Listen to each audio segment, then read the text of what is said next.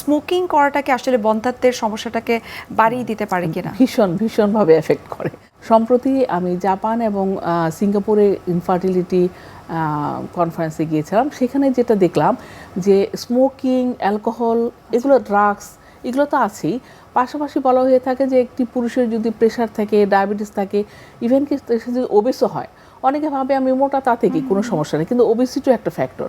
এবং এখানে বলা হয়েছে যে মেল পার্টনারকে অবশ্যই লাইফস্টাইল মডিফাই করতে হবে, অর্থাৎ তার যদি ওবেস থাকে তাকে ওয়েট কমাতে হবে, তার প্রেশার থাকলে প্রেশারটাকে নর্মাল আনতে হবে, তার ডায়াবেটিস থাকলে ডায়াবেটিসটাকে নিয়ন্ত্রণ করতে হবে, এবং অ্যাজ এ হোল তাকে লাইফস্টাইল অবশ্যই ঠিক জায়গায় নিয়ে আসতে হবে। না হলে মানে মেল ইনফার্টিলিটিকে কারেকশন করা যাবে না। কারণ অনেক কিছু আমরা কারেকশন করলাম, তারপরে অনেক সূক্ষ্ম জিনিস থাকে যেটা হয়তো আমাদের দেশে আমরা ওই পর্যায়ে যে পরীক্ষা করতে পারি না।